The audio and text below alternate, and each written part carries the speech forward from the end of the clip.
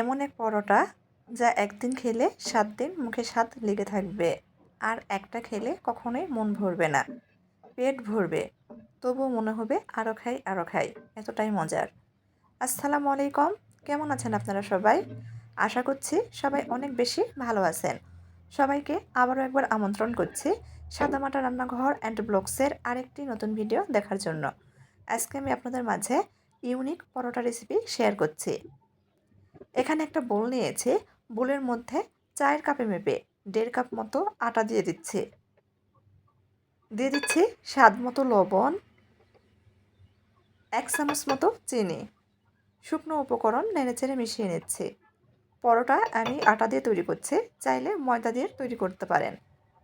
দিয়ে দিচ্ছি 1.5 চামচ মতো তেল। তেলটা আটার সঙ্গে ঘষে ঘষে ময়াম দিয়ে নিব।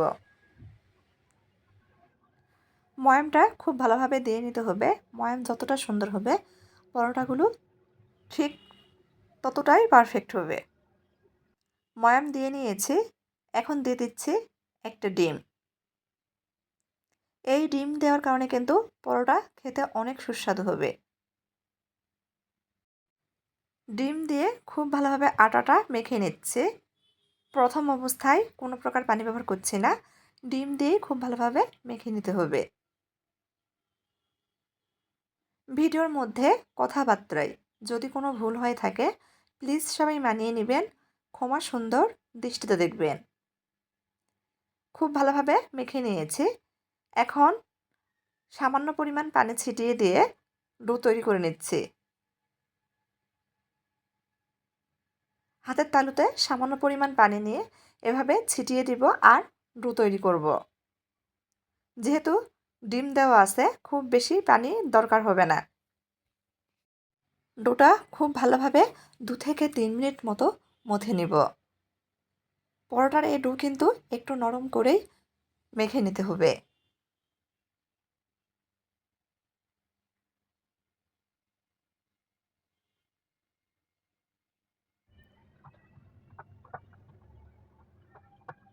ডো তৈরি করে নিয়েছি। এখন ডো থেকে বড় বড় করে লেচি কেটে নিচ্ছি। 1.5 কাপ আটা দিয়ে এখানে 4টা লেচি হয়েছে। ঢেকে রেস্টে রেখে দিয়েছি। এখানে ছোট আরেকটা বাটি নিয়েছি, দিয়ে দিয়েছি 2.5 চামচ মতো তেল, 2.5 চামচ পরিমাণ আটা। খুব ভালোভাবে মিশিয়ে নিচ্ছি।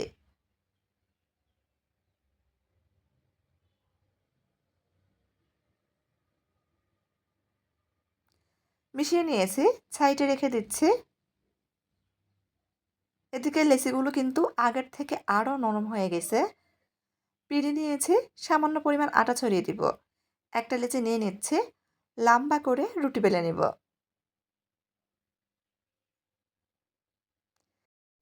পরোটার এই রুটিগুলো লম্বা শেপে বেলে নিলে ভাঁজ দেওয়ার সময় অনেক সুবিধা হয়।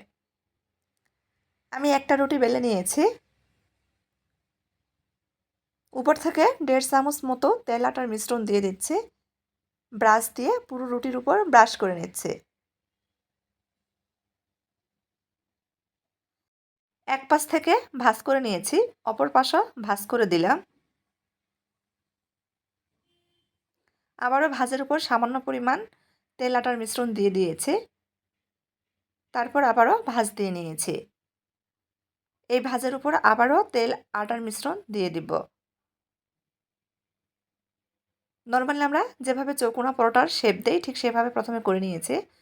তারপর এই শেপগুলো হাত দিয়ে একটু চেপে চেপে দিয়ে চারপাশ থেকে উঠিয়ে উঠিয়ে গোল শেপ দিয়ে নিচ্ছি। কীভাবে করছে ভিডিওটা একটু লক্ষ্য করলেই বুঝতে পারবেন। একটা পরোটার লেচি তৈরি করে নিয়েছি, আরও একটা তৈরি করে আপনাদের দেখিয়ে দিচ্ছি। আবারও একটা রুটি বেলে নিয়েছি, 1.5 চামচ মতো তেল আটার মিশ্রণ দিয়ে দিয়েছি। ব্রাশ দিয়ে পুরো রুটির উপর মিশ্রণটা লাগিয়ে নিয়েছি। এক পাশ থেকে ভাঁজ করে নিচ্ছি, অপর পাশও ভাঁজ করে দিচ্ছি। হাত দিয়ে একটু চেপে চেপে দিচ্ছি যাতে ভিতরের হাওয়াটা বের হয়ে যায়। প্রত্যেকটা ভাজে ভাজে কিন্তু তেল আটার মিশ্রণ দিয়ে দিতে হবে। চৌকোনা শেপের পরোটার মতো করে ভাঁজ দিয়ে নিচ্ছি প্রথমে।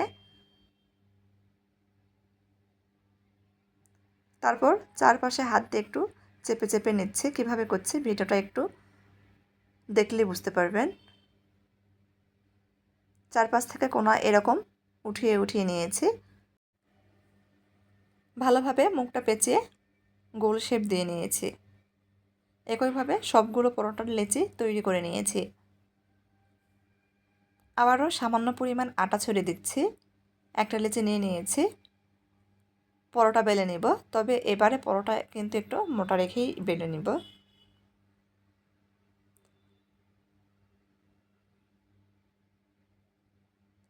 একইভাবে সবগুলো পরোটাই বেলে নিয়েছি।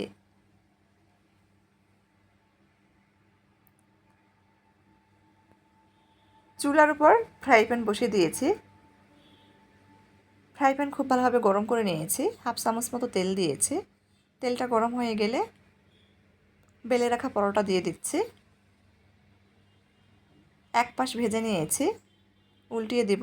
আবারও হাফ চামচ মতো তেল দিয়ে দিচ্ছি। একটু খুন্তিতে চেপে চেপে ভেজে নেব, তাহলে কিন্তু পরোটাগুলো অনেকটাই ফুলকো হবে। এই পরোটাগুলো উপরটা মুচমুচে হয়, ভিতরে একদম নরম থাকে। আর যে পদ্ধতিতে তৈরি করেছি অসংখ্য লেয়ার যুক্ত হয়। একটা ভেজে নিয়েছি, আরও ভেজে শেয়ার করছি। সবগুলো পরোটাই কিন্তু ফুলকো ফুলকো হয়। আপনাদের দেখিয়ে দিচ্ছি পরোটাগুলো কতটা ফুলকো হয়েছে। ঘরে একবার তৈরি করে দেখতে পারেন, ছোট বড় সবাই অনেক পছন্দ করবে।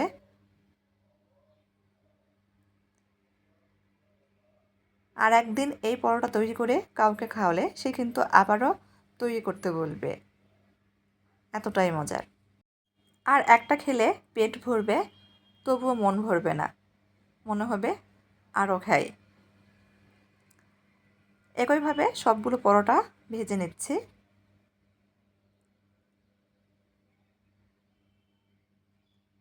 দেখেন সবগুলো পরোটাই কিন্তু অনেক ফুলকো ফুলকো হচ্ছে।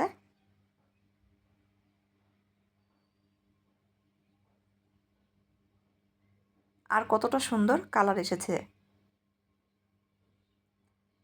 পরোটাগুলো ভেজে নিয়েছি, পরিবেশন করে নিয়েছি। এখন আপনাদের ছিঁড়ে দেখাচ্ছে যে কতটা লেয়ার যুক্ত হয়েছে। উপরটা মুচমুচে, ভিতর কিন্তু অনেক নরম আর অসংখ্য লেয়ার।